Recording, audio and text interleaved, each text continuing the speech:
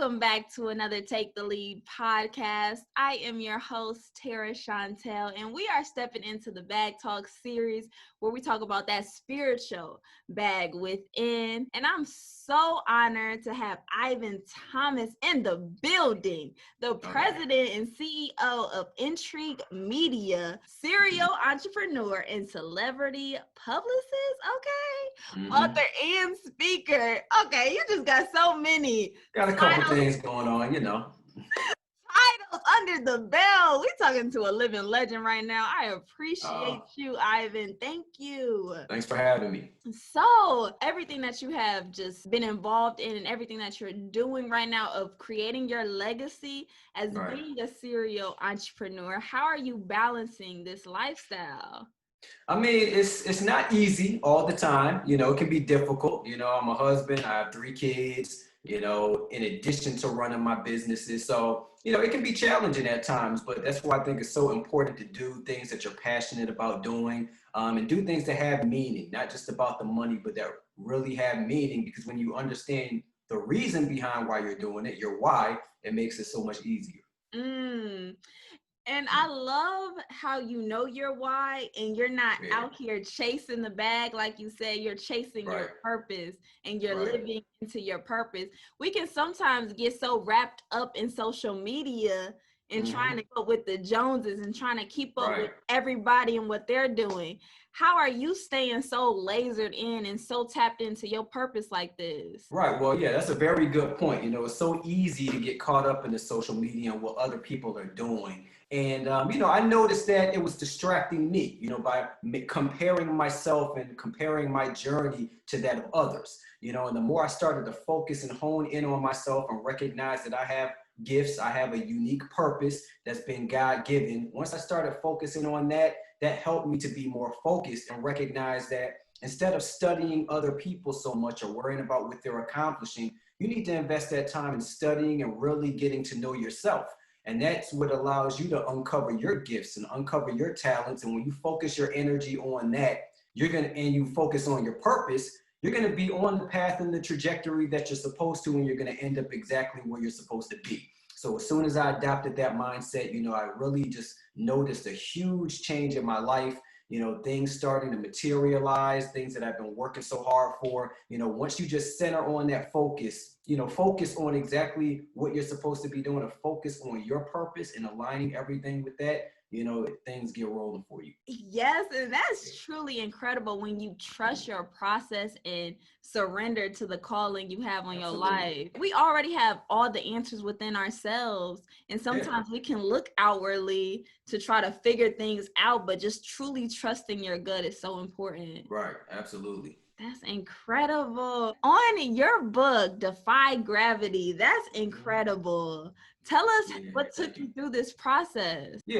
So really it was just me looking over the course of my life, right? And just recognizing my journey and recognizing where I wanted to be. And, just some of my experiences, I thought it would be valuable to share that with others. And just the lessons that I've learned over the years, being an entrepreneur and studying successful individuals, watching my motivational videos and my books, which I like to do in my free time. So pretty much Defy Gravity, the whole point of it is a metaphor. Gravity is a force that holds us down, right?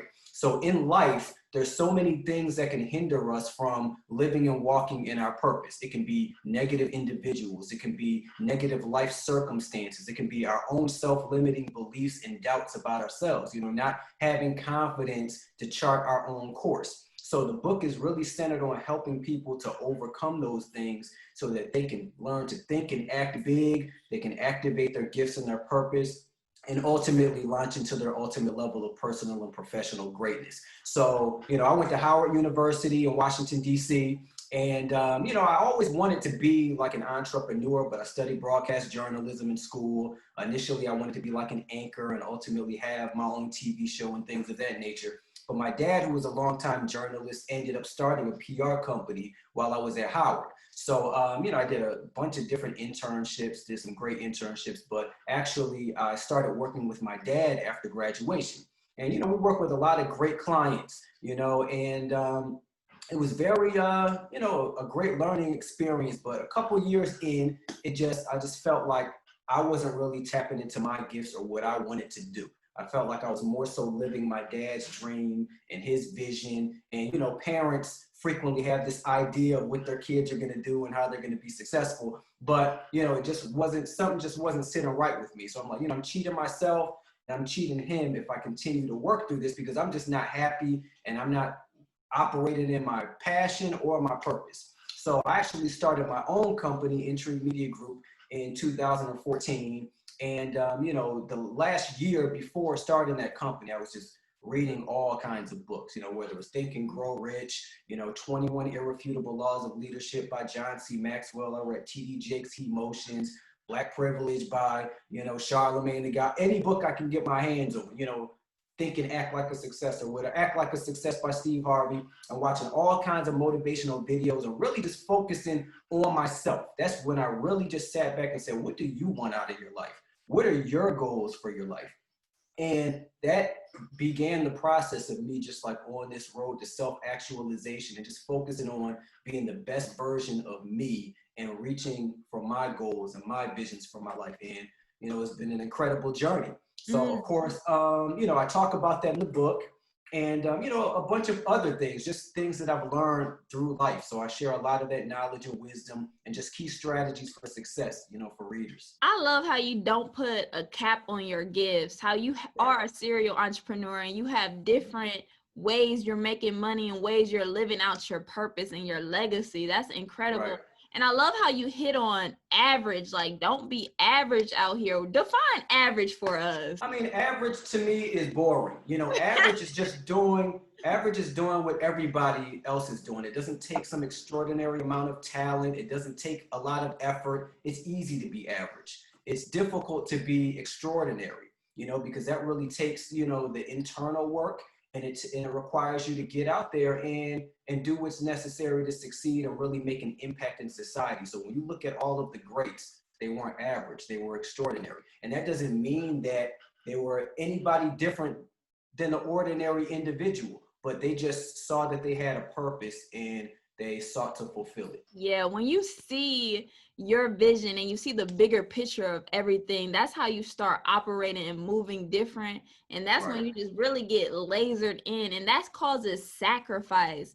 And being extraordinary, it causes you to be uncomfortable. Can you tell us about an uncomfortable experience that causes this growth like this? Yeah, well, for one thing, I know a lot of people, including myself, I was terrified of speaking in front of audiences, right? So, I would think everything's cool, and then I get in front of a group of people, my legs would start shaking, and I wouldn't even know where the nervousness was coming from.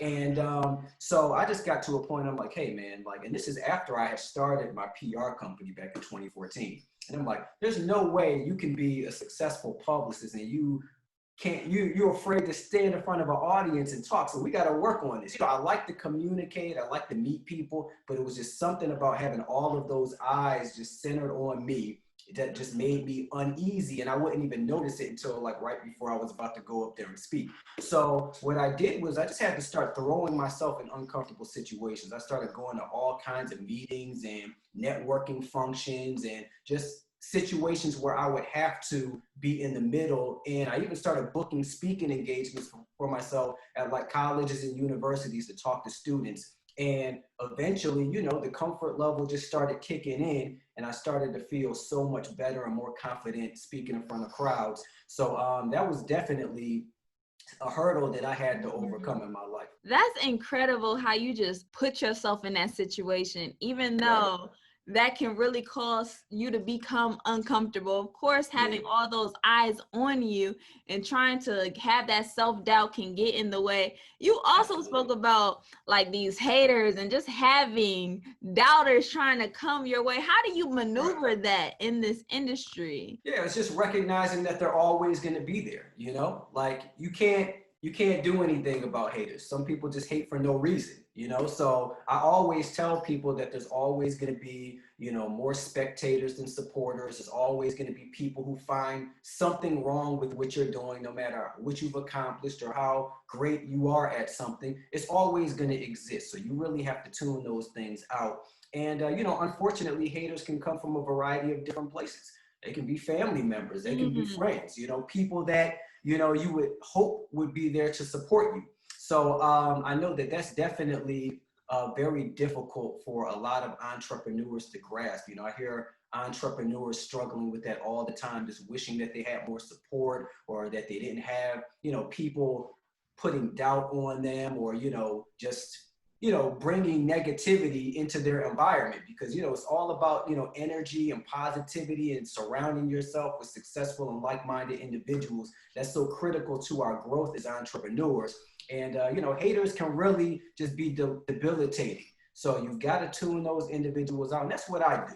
You know, I just recognize that there's nothing that you can do about it. But, you know, I've always been good at surrounding myself with great people. So, you know, those are the types of people that I just immerse myself with. And I don't even worry about the other ones. Yeah, you gotta just embrace them at this point and Right. write love letters to your haters. I I believe. mean, if they're hating, you're doing something right. You know, you're doing something if they're hating. Yeah, I wonder where does the hate come from though, especially when you are Yeah. supporting other people. All you're doing is minding your business, doing the calling that was set on your life. It comes from insecurity, and lots of times when you're operating in your purpose and you're successful and you're making moves, what it does is, you know, they feel like it reflects poorly on them. It highlights what they're not doing. And sometimes people don't know how to celebrate you. Instead, you know, they look at it and they become envious. You know, there's jealousy, and then envy is like the big brother of jealousy, where it's like, you know, how does this person have that? Why don't I have it? I wish you didn't have it and I had it instead, you know? So that's kind of what you deal with. But, you know, it comes from insecurity, and it comes from, you know, people feeling like they're not accomplishing something, and, you know, it's a reminder of what they're not doing, which actually is a good thing. So people need to use, instead of hating, they need to use it as motivation. And that's what I do. Yes. Oh yeah. I That's what I really do. get inspired by my peers. That's Right. what you should just really get inspired by, the people that's doing amazing things because it's possible. And I Right. realized, like, when you accomplish so much in your life and you're extremely successful, we tend to humble ourselves. And I was just reading the definition of humbling. It's honestly just lowering ourselves and lowering the frequency. And I feel like we are trying to be humble, but we're playing small at the end of the day. Right. Yeah. How do you feel about that, when being humble, but still not trying to dim our light at the same time? Well, to be honest, I think being humble is overrated. And that doesn't mean, you know, and of course you always treat people with respect. You know, I don't That's what act it like is. It's being I'm better than, respectful. yes, being respectful and recognizing I'm not better than you. You know, I just recognize what my purpose is and my gifts, and I'm working hard to achieve them. That's something that anybody on this planet can do. So I'm no better than you are. But I think, you know, being humble is overrated because you should never dim your light. And sometimes, and that's something that I used to do in the past, you know, which actually hindered me. You know, I would lower, like you said, lower my frequency to accommodate other people. And you got to recognize that, you know, it's not always about making people comfortable, you know, and I couldn't be comfortable in order to get to where I had to go. Granted, you should meet people where they are and try to uplift them, but it's not supposed to be comfortable. You should be challenged. You should feel like you need to do more. And that's how we reach, you know, our ultimate level of greatness. So I actually like people who, you know, I surround myself, lots of my friends, you know, are more successful than I am, you know, and I like that because it always keeps me on my P's and Q's. It always holds me accountable. They're always encouraging, always pushing me to better myself and to grow. And that's so important, but they're going to tell me like it is too. They're not going to be, oh, you know, like, no, it's like I equate it to a group of A students, and you got a person who's getting F's in the group. The A students ain't going to humble themselves and bring themselves down. They're going to try to bring you up to where they are. They're not going to come down to where you are. So that's the way that I equate it. I like how you said being humble is overrated. I think so. Honestly, you are just really playing small, and I really like that point of view as well. And just going back off of especially the spectators, when you are in the game, you are playing in the arena, and they on the sidelines just having that commentary and not even in the game. Right. Everybody, has something to say. It's like the, the passenger driver, the backseat driver telling you how to drive and maneuver through situations. It's kind of like that. But, again, I don't want to, people to mistake it as me saying like being arrogant is the way to go or something like that. But you should be confident in who you are. You shouldn't feel like you need to lower yourself in order to accommodate other people. I think that's more of a reflection on them if they have a problem with your confidence. As long as you're treating people with respect and, you do things with integrity, I think that's the most important thing. And that's what I pride myself on doing. Yeah. And the only reason why arrogance will come about is if you are involved with your ego. And that's when you have to detach yourself from the ego. This world we're living in is just so ego driven, so materialistic. So if we're operating off of ego, then that's when friction will happen. Right, absolutely. We live in a very superficial society, and social media can project that. So we get so caught up in, people with their Bentleys or, their mansions and the Rolex watches and all of that stuff. But again, everyone has their own purpose. And, it might not be your purpose to be a multimillionaire. But I mean, Dr. King wasn't a multimillionaire, and to be honest, he probably wasn't the smartest in his group, in the movement. He was the face of it, a very instrumental part, very charismatic and excellent speaker and orator. But there were other brilliant minds behind the scenes who, because they were operating in their purpose, they helped to propel the civil rights movement. So that's the way that I think about it, where it's like, it's not about the money. You can be confident and not be, some rich mogul, but it's you just recognizing there's a certain peace and calm that comes with knowing that you're on the path that you're supposed to be in. And that's what I encourage people to find right there. Oh, and that's the true piece of it all. And that's the true success.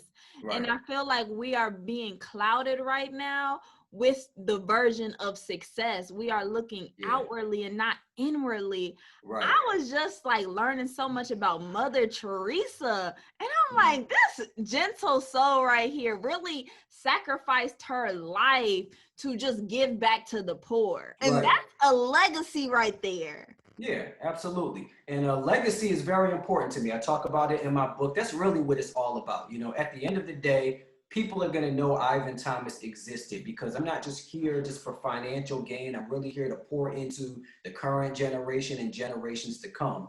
And, people like Mother Teresa, they add value, and that's what it's all about.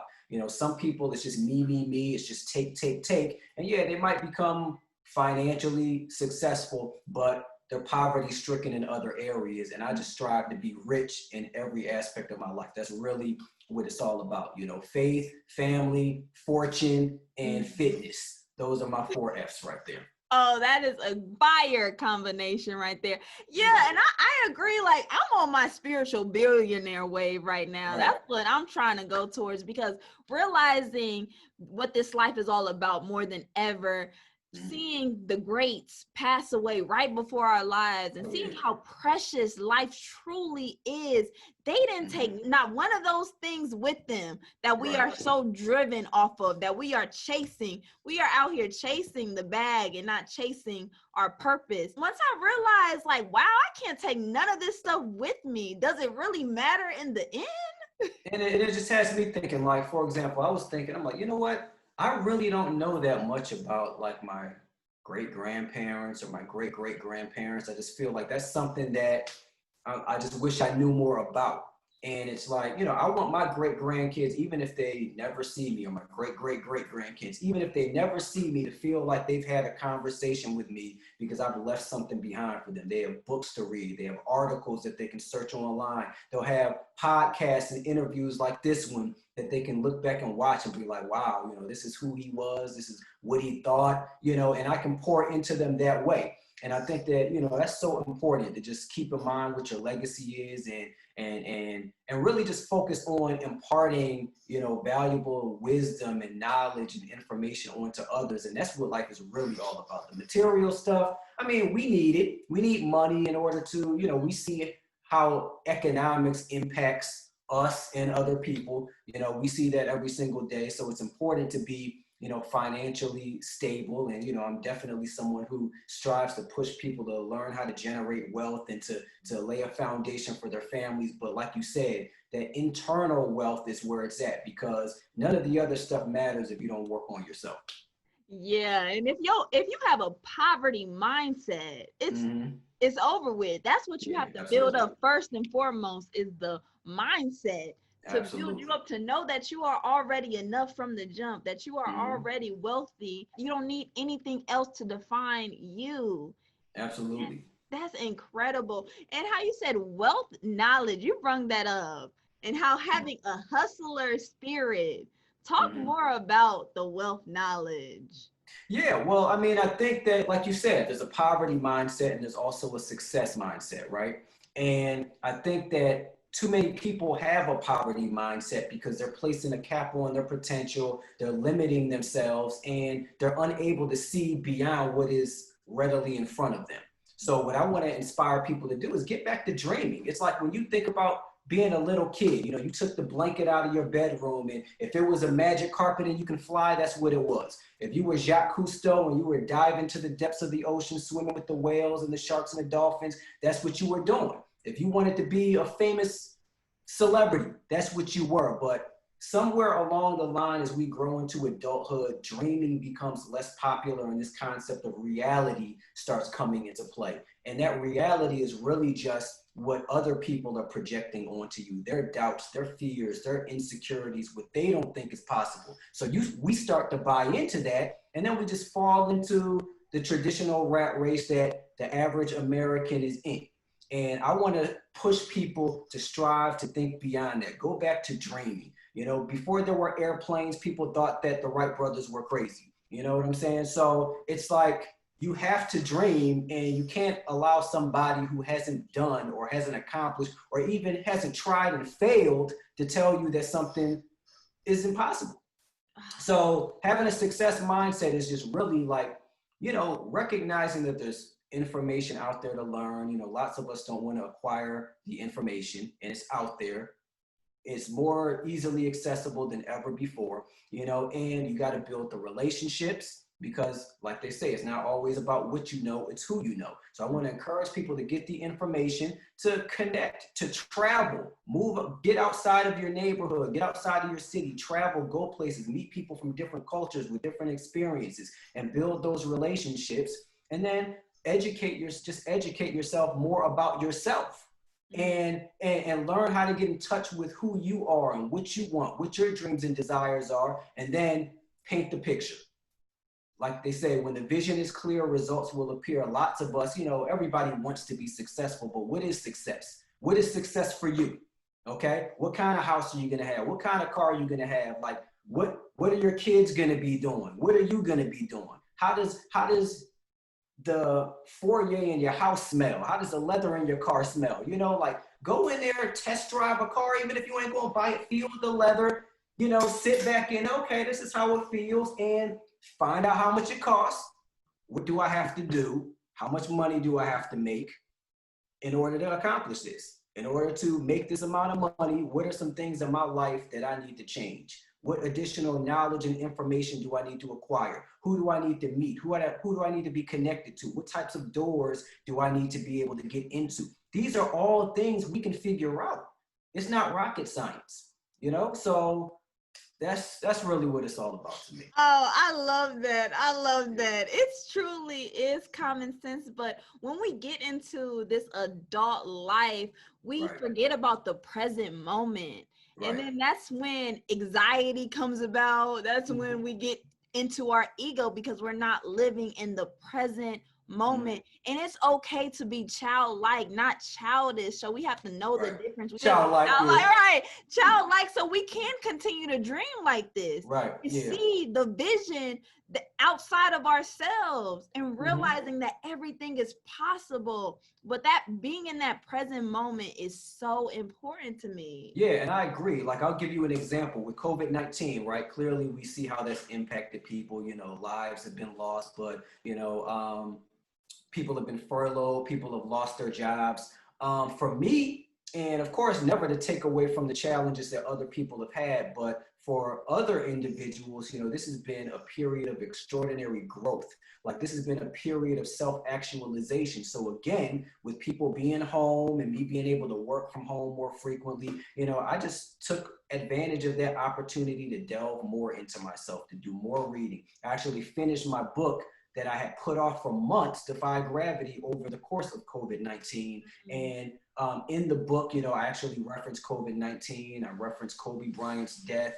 And, those are definitely tragic situations, but they add so much context to the book. They add so much to it, and that would not have been there, had certain circumstances not happened. So it's like, I always think about, just like the greater purpose of something, and my book was supposed to be written over COVID-19, and it was supposed to motivate and inspire people, because I think lots of times, you might lose a job or you might be going through hardship. And too often we look outward for the solutions. We look for somebody to hire us or some other savior to come in and give us an opportunity, when really you have talent.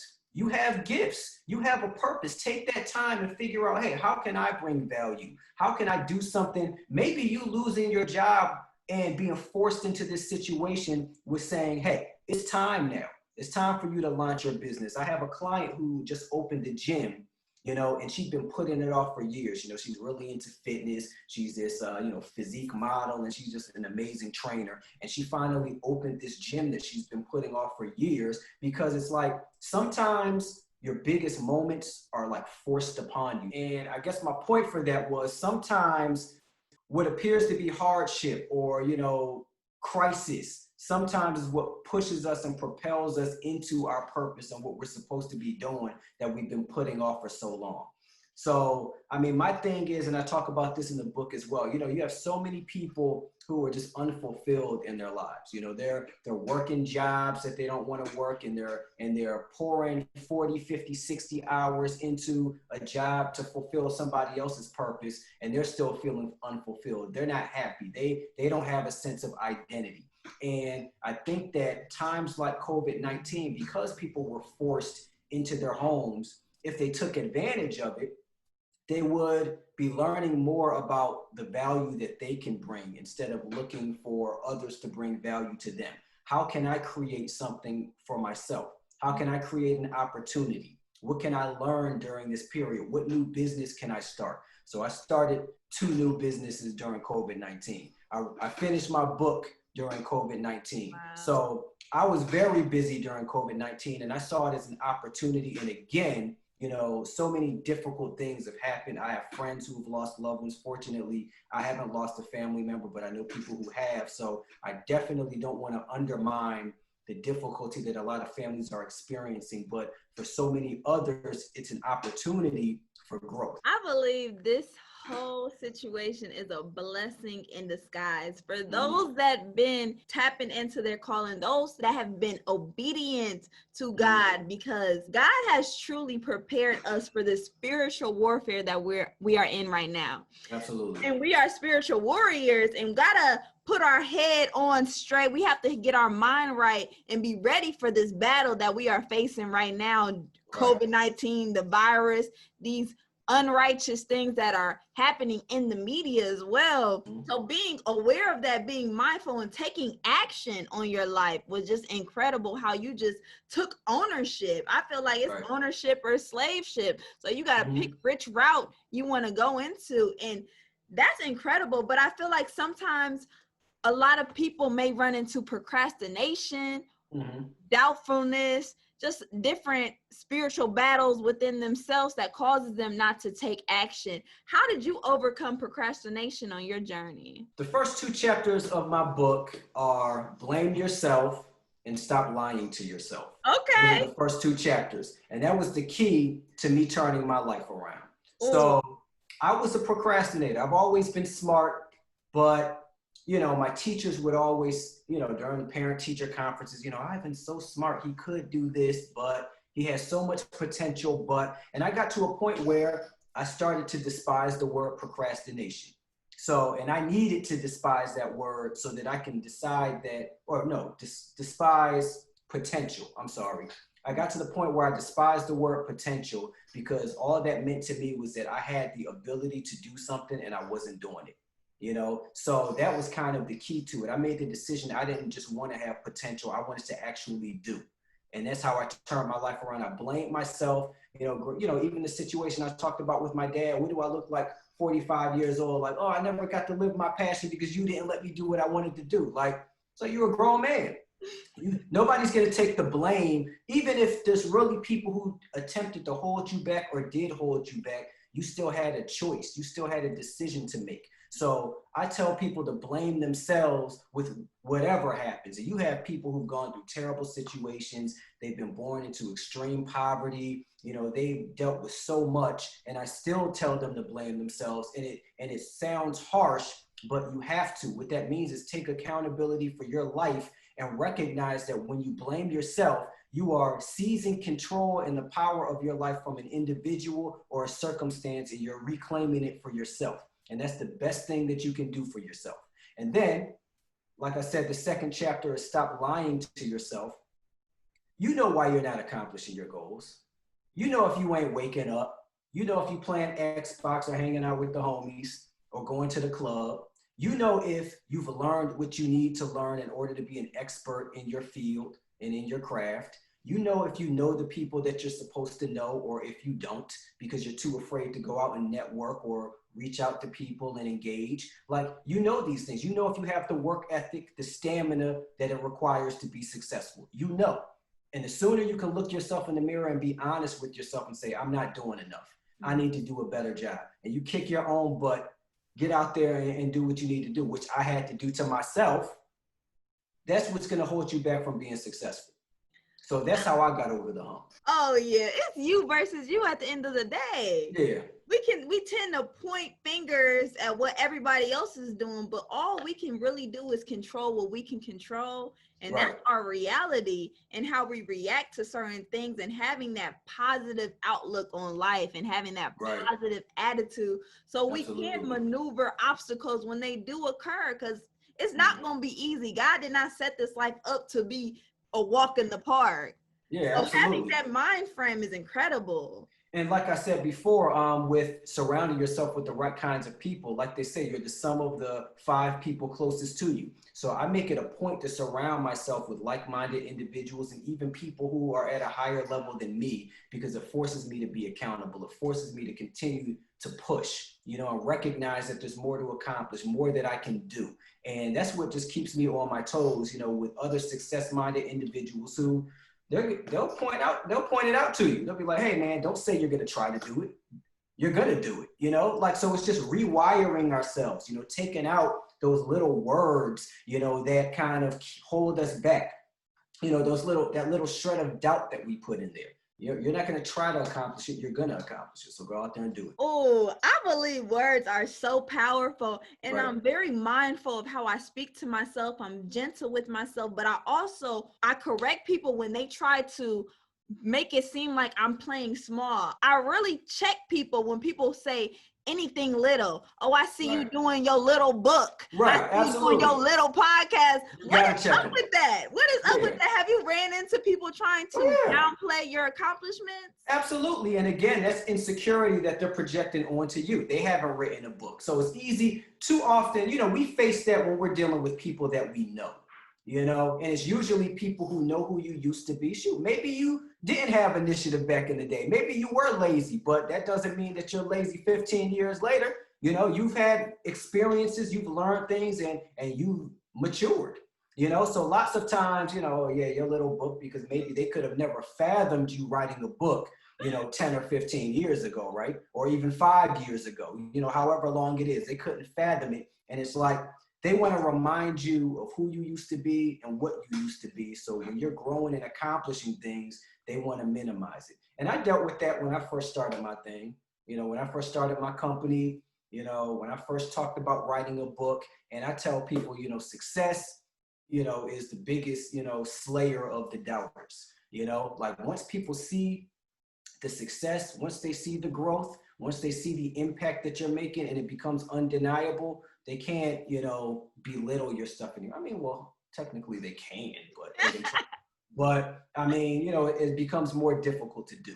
So you turn the doubters into believers. Yeah, it's so unfortunate that people try to hold us back, who we used to be and not who we are at this very moment. Right. And trying to hold on, oh, you used to do this, we used to be this, but that what it's all about. We are meant to grow into our best and most righteous self. You got to get all that other stuff out your system so you can become your righteous person that you are today. Yeah, absolutely. So, I mean, that's why, again, surround yourself with certain types of people. If you have those individuals who want to hold you down, who have an issue encouraging you because, oh, I don't want this to go to their head if I'm giving them compliments, I stay away from people like that. If you're afraid to give me a compliment, that's a problem, because I don't have trouble doing it to someone. Oh yeah, great job. I'm always uplifting and encouraging people. If they say they're going to do something, you're right. You are going to accomplish it. Keep at it. You're going to make it happen. And that's the type of person I am. And that's the type of person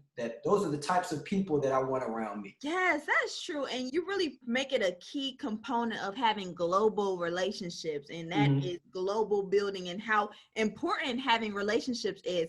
I realize that sometimes relationships tend to fail because they don't got themselves in order. They haven't done the self-work or the self-development. Right. That's why they don't know how to keep friends. They don't know how to keep love relationships, business partnerships. Absolutely. So can you give us some words of wisdom how to keep solid relationships in our lives? Well, I think you said it. It's first doing that internal work, because lots of people just want to be loved. They just want to have friends. Just the thought of having friends is important to them. But is it the right kind of love? Is it the right kind of friendships? And you can only know if it's the right type of love or friendship for you if you've done your homework on yourself, Because, if you can't be truthful with yourself, maybe you weren't ready for that relationship. It's not always the other person.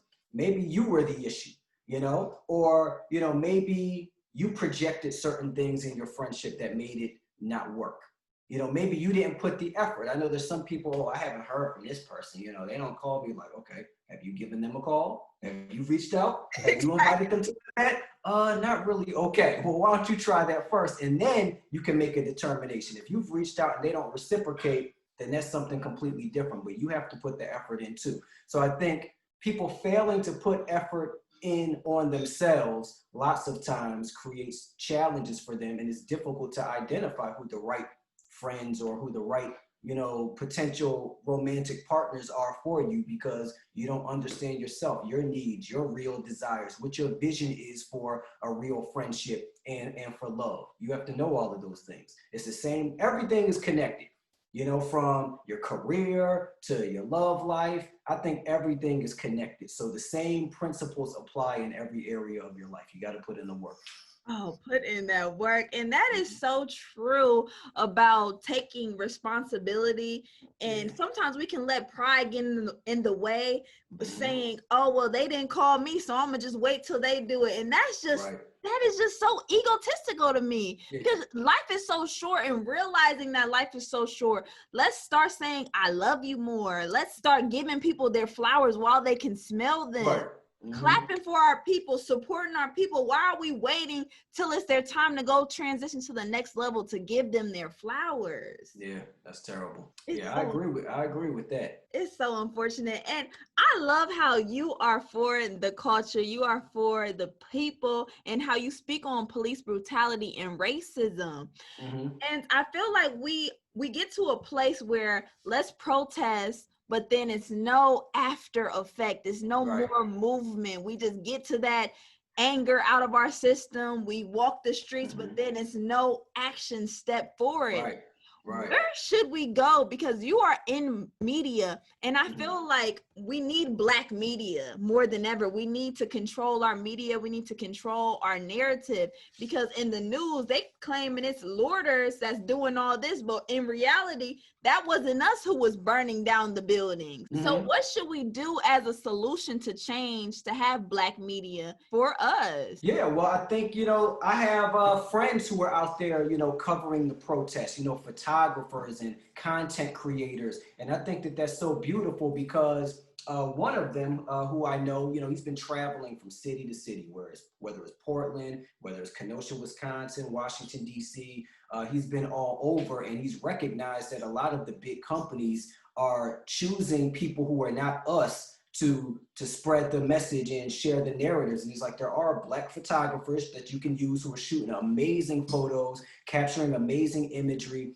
and doing interviews. You need to capture some of the stories from them. You need to use them. You need to bring them on as, correspondents, or, just individuals that you're interviewing to get insight on what's taking place on the streets. And I think, so we need to continue to do that. I've seen some great people doing that, and I think that needs to continue. But yes, we need to figure out ways to control our own narrative, and we have to trust ourselves. Lots of times, we have sources, and granted, you have to do the work. There's some websites or, news sources out there where they don't edit properly. I mean, you have to make sure that it's professional, but we also have to recognize that we can trust our media outlets. We don't always, it's not like if it's a Black news outlet, then, that might not be reputable. We got to question it. If it's coming from CNN or if it's coming from, Huffington Post or something like that, then it has to be correct. So we go with that, so it requires trust, but I think that we are seeing more people. I think in our culture, there are people who get it, and there's still people who we trying to get them to get there and get it, but we definitely have a lot of soldiers out there doing the work, whether it's empowering people and spreading the word and disseminating information, whether it's people uplifting aspiring entrepreneurs and the next generation of entrepreneurs, teaching people about investing and wealth building and credit and all of those things. I think, there's so many great people doing work, and we just got to support them, and we got to continue to work together. We have enough talent. There's no excuse. We have extraordinary buying power. We see the statistics, but are we going to invest with ourselves? Or are we going to keep putting our money into brands that don't care about us? So I think that I don't agree with everything that's transpiring with the protests. However, I might understand, where the frustration is coming from. And I think that you have to demand to be heard. And one thing I do know that's being accomplished during these protests are people aren't asking to be heard anymore. They're demanding to be heard. And because they're demanding, they are being heard. Changes are happening because people are saying, look, you're going to pay attention to what we have to say, or there's going to be consequences. Straight like that.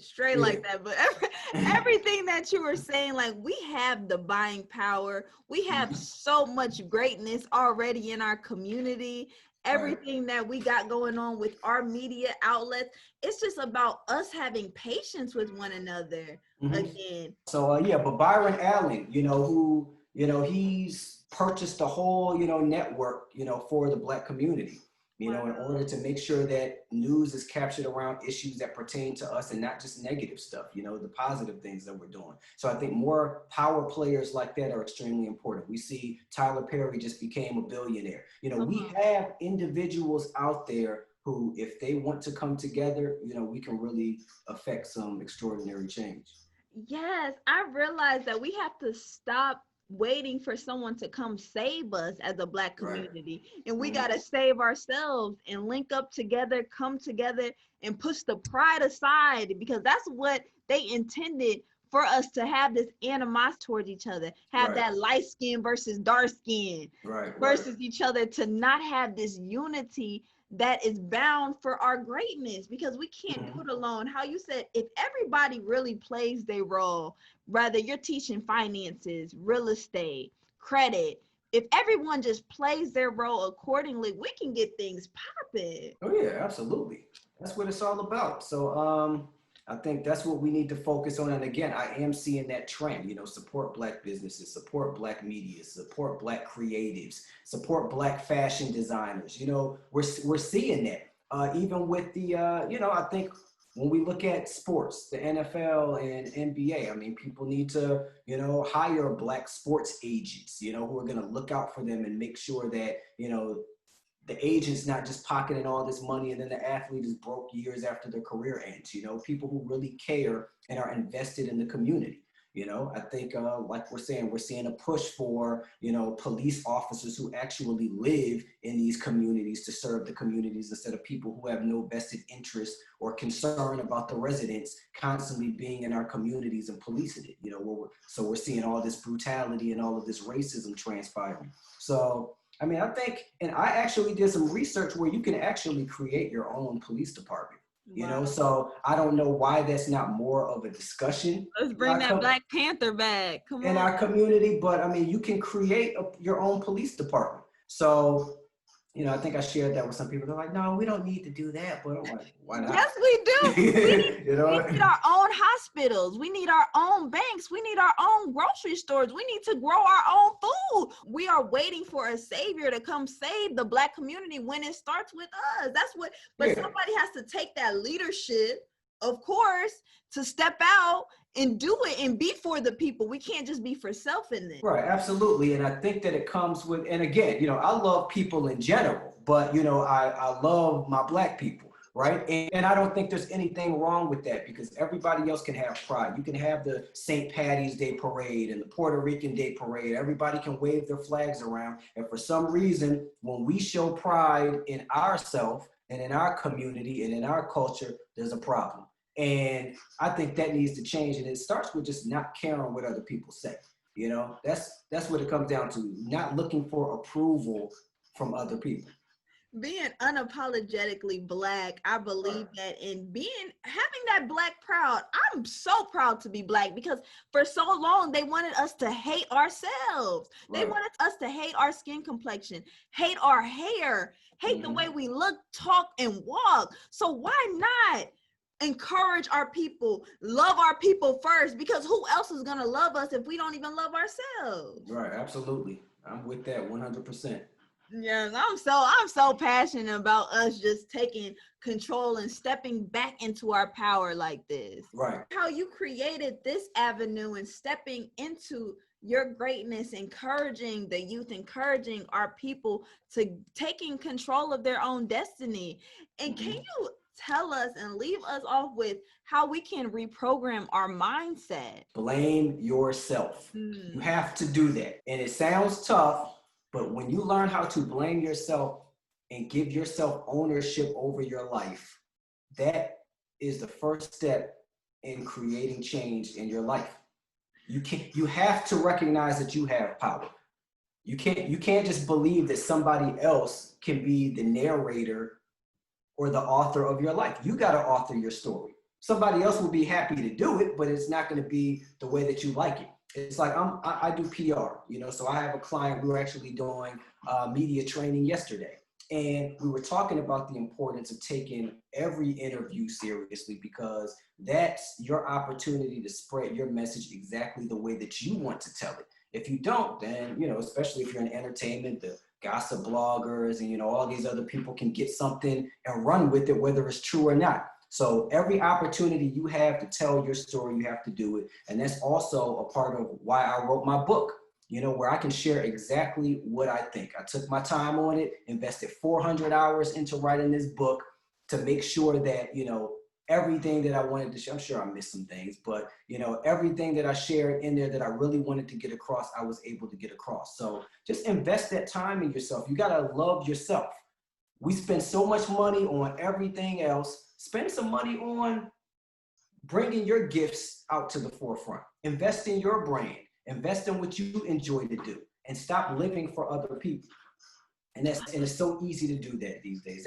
That's what most people do. We buy cars so we can drive around the hood and impress the other people in the neighborhood. Like, that's the only reason that you do it, Like, do something that you want. I know people who just buy, all kinds of designer clothes and stuff, And it's because they're trying to impress somebody else. It's like, do you really like that? Or just because it's Gucci or Prada, like you just feel better because other people are going to pay attention to you, you know? So do what you need to do for you, you know, and of course not be selfish, but sometimes you do have to be selfish. Sometimes you got to focus on yourself. You got to do what's right for you because you only have one real shot at this life right here. You know, God has plans with us, but I mean, hey, we got a little say in this life right here. So I mean, like, at least do something you enjoy, and you know, just seek your purpose. Like that's like this is not a dress rehearsal. I don't know why people acting like this is the pregame of the show and we just playing around out here. Playing. I'm like, how do y'all got time to be like watching all the shows, like playing Madden every day for hours?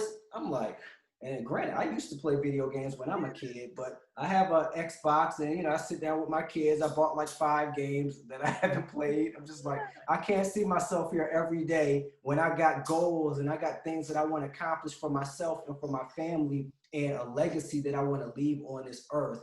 And I'm just wasting my time away that I will never get back playing a video game. That's what I've realized. People who know their purpose don't waste any time. They understand the value about time and also just the value in themselves. Like they don't need these white labels to make them feel valuable. They already know within that is where it matters the most. You don't have to seek outwardly. And how you said, taking accountability, making the wisest decisions on your life can really play a huge role in this life, man. We can't take it so lightly. It's so precious. I love your journey of being a celebrity publicist. Let us know all the people you worked with, because you got some heavy hitters under you. I mean, I've worked with a lot of people, but I'll just list off some names. I've worked with Jesse Jackson. I've worked with Waka Flocka Flame. I've worked with NBA player Michael Beasley. I've worked with Nielsen, the Cancer Treatment Centers of America. I've worked with, who else? Xerox, Bill Cartwright, former Chicago Bulls player, celebrity credit guru James Hunt. I'm trying to see who, Darren Henson, dancer and actor. A lot of different people. And that's incredible, just helping them on this journey. What impact have you learned about being a celebrity publicist like this? Well, being a celebrity publicist teaches you how to do everything. You're a creator, you know, and other people's brands, other people's images, their businesses are in your hands, you know. So just the different arenas that I've worked in, from business to healthcare to education to entertainment, I've learned so much about these different industries. I've learned how to get things done in different industries, who to connect with, how to get the message out. You know, we're just people, we have to generate results. So like I said, during COVID-19, I finally just said, you know what, I'm going to apply some of that skill set to my own life and start elevating some of the things that I'm doing, you know, and pour into me a little bit. And, you know, it's been great, you know, but yeah, just being a publicist teaches you how to do so much. It teaches you to be a go-getter, a hustler, to be very resourceful. And those are the skills that have really benefited me in my life. Yeah, how you said, having that hustler spirit out here, that is so important. But just being the plug for real, blessing people with these opportunities so they can have that exposure, so they can grow their brands.